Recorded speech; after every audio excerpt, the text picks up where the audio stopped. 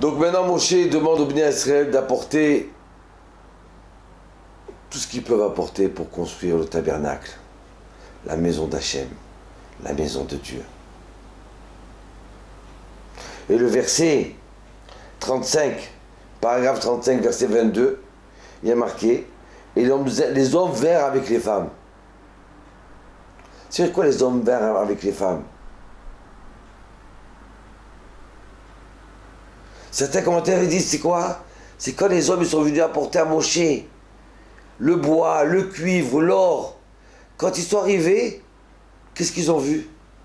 Ils ont vu que leurs femmes, elles étaient déjà là. Elle les avait devancées tellement elle voulait apporter elle aussi. Il y a une autre explication qui dit que quand les hommes ils ont vu que les femmes elles devançaient et elles couraient pour apporter leur or, leurs bijoux, pas pour elles, mais pour Dieu. Donc les hommes ils ont été jaloux, ils ont voulu apporter aussi. Ça c'était la grandeur des femmes. Et alors elles arrivent, elles ont tellement elles voulaient apporter Hachem, elles ont apporté leur or, elles ont apporté des tissus, elles ont tout apporté. Et voilà que, à un moment elles arrivent, les femmes, avec les miroirs. Des miroirs pour le temple, pour la maison de Dieu. Moshe il a dit non, je m'excuse. Je ne peux pas les prendre.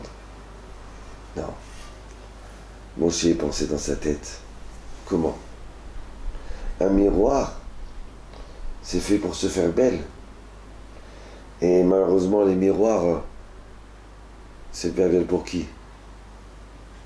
Peut-être pour l'épicier. Peut-être pour les gens de dehors.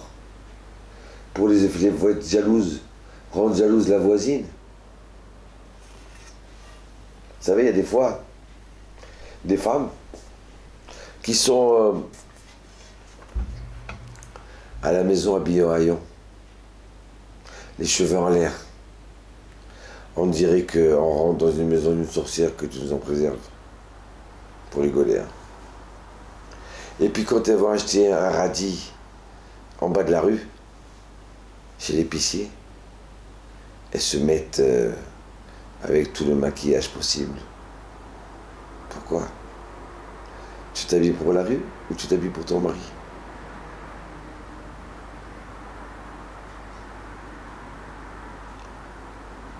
Donc Moshe, il ne voulait pas de ces miroirs-là. Mais Hachem, il lui dit, Moshe, tu te trompes.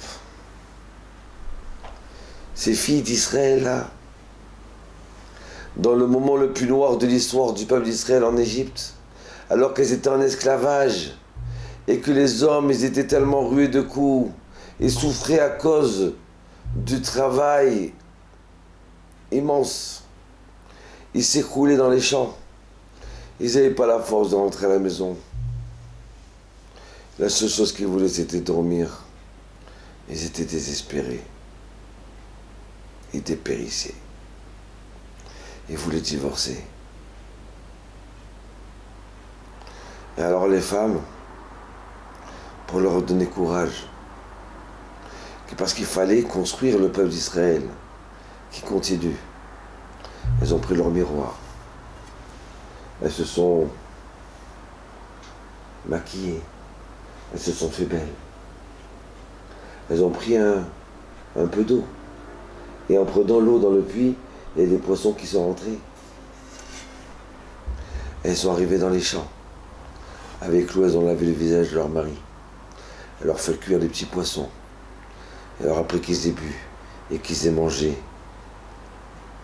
désespérés, ils ont ouvert les yeux, ils ont vu leur femme. Ils ont vu une fée.